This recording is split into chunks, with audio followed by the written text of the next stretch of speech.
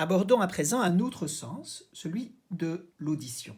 Alors l'audition, ce n'est plus un sens chimique, comme le goût ou comme l'odorat, c'est de fait un sens mécanique. Ça commence au niveau de l'oreille externe, là on est au niveau de l'oreille moyenne, et ce dont nous allons parler se joue dans l'oreille interne.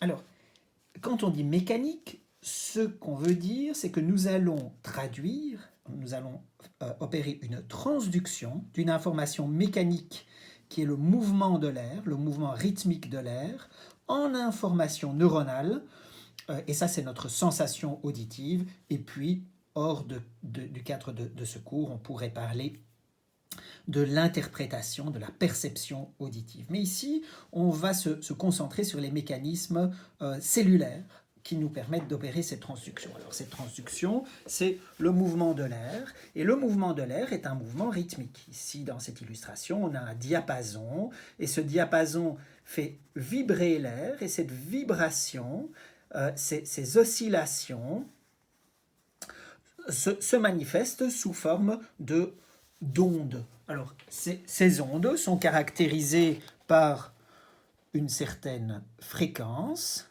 qui peut être plus ou moins rapide, et aussi une certaine amplitude. Plus la fréquence est grande, plus le son est aigu. Au contraire, plus la fréquence est basse, plus le son est grave. Et nous pouvons sentir des sons dont la fréquence est aussi basse que 20 Hz. Hertz, c'est la mesure qui dit par seconde. Une fréquence inférieure à 20 Hz, nous ne pourrions pas l'entendre. Ce seraient des infrasons. Par contre, une fréquence supérieure à 20 000 Hz, à 20 kHz, nous ne pourrions pas l'entendre non plus. Ce sont des ultrasons. Alors tout ça change aussi avec l'âge. En prenant de l'âge, par exemple, on devient moins sensible aux fréquences aiguës. Les jeunes entendent mieux les sons aigus que les personnes qui prennent de l'âge. Alors, ce qui va nous intéresser, c'est au niveau cellulaire, c'est cette cellule-là, qui n'est pas un neurone, qui s'appelle la cellule ciliée. Alors on l'appelle comme ça parce que, donc là vous reconnaissez bien une structure cellulaire, vous voyez le noyau, des mitochondries, d'autres organites, et surtout des cils. Alors ces cils, s'ils sont similaires aux cils d'autres cellules ciliées que nous avons vues, les neurones olfactifs, sont de fait différents, et on les appelle des stéréocils, des cils dans l'espace. Ici, il y a un kinocyle.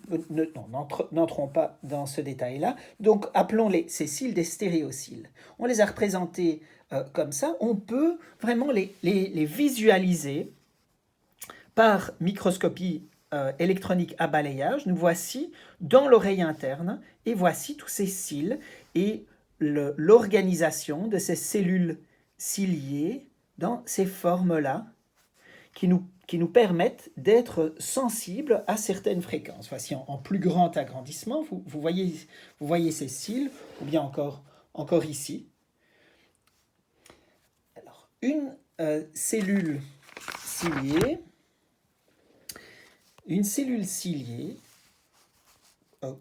comporte, au niveau de sa membrane apicale, au niveau extrême du cil, au niveau de la membrane, on voit des canaux qui sont des canaux mécanodépendants. Ce sont des canaux cationiques, non pas comme les ligands dépendants que nous avons vus dans l'odorat, non pas des canaux de fuite comme nous avons vu dans une modalité de goût, mais des canaux cationiques mécanodépendants.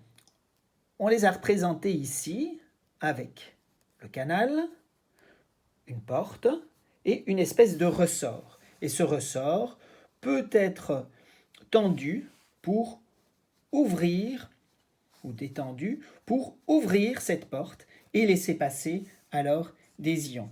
Vous voyez, en fonction de la position du cil, le ressort est plus ou moins tiré, et si le ressort tire bien, il ouvre la porte et permet à des cations d'entrer. Alors, de quel cation s'agit-il? Il pourrait s'agir de sodium, il pourrait s'agir de calcium, il pourrait s'agir de potassium. Et en particulier, c'est surtout le potassium qui va être important. De nouveau, on pourrait s'étonner de voir du potassium avoir tendance à entrer, à suivre un courant entrant, puisque nous sommes tellement habitués à savoir que le potassium est plus concentré dans le liquide intracellulaire que dans le liquide extracellulaire. Mais attention, les cils ne baignent pas dans le liquide extracellulaire. Les cils baignent dans un liquide qui s'appelle l'endolymphe. L'endolymphe, la voici. Donc, baigne dans l'endolymphe, et l'endolymphe est particulièrement riche en potassium, au point que la concentration du potassium dans l'endolymphe est plus élevée que la concentration intracellulaire de potassium, de sorte que quand un canal cationique s'ouvre, le potassium, suivant son gradient de concentration, a tendance à entrer dans la cellule. Et au-delà, à dépolariser la membrane.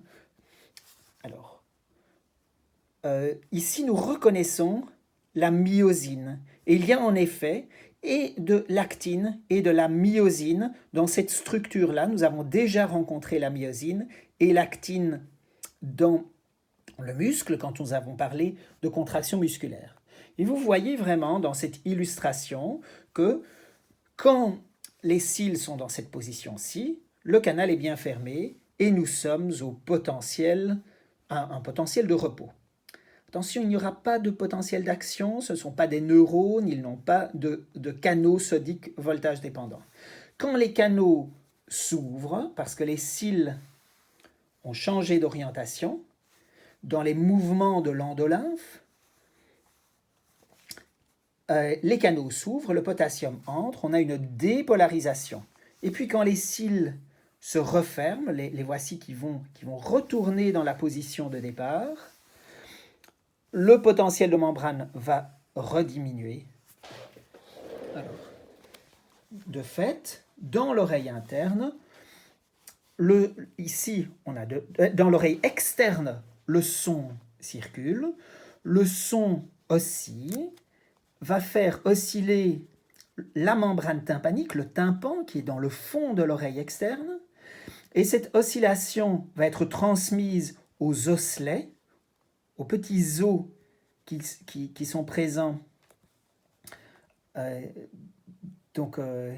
l'enclume, le marteau, l'étrier, qui sont présents dans l'oreille moyenne, et cette oscillation va être transmise à l'endolymphe. Et donc on va voir ces mouvements d'oscillation, et ces mouvements vont venir agiter alors les cils, les stéréocils des cellules ciliées. Alors, que se passe-t-il quand le potassium peut entrer?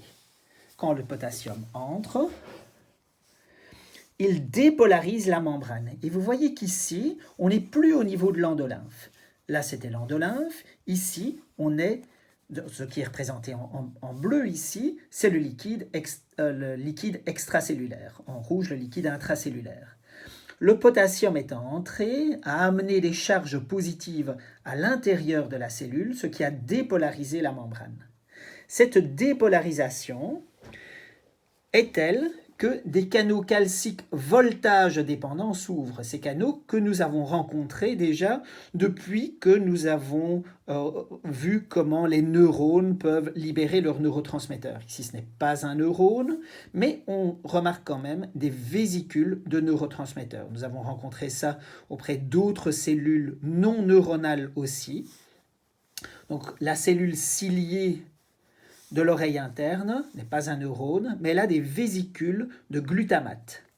Quand la membrane de cette cellule ciliée est suffisamment dépolarisée, le calcium peut entrer en traversant le canal calcique voltage dépendant, activer le système SNER qui conduit à la libération du glutamate dans la fente synaptique et l'activation d'un neurone auditif.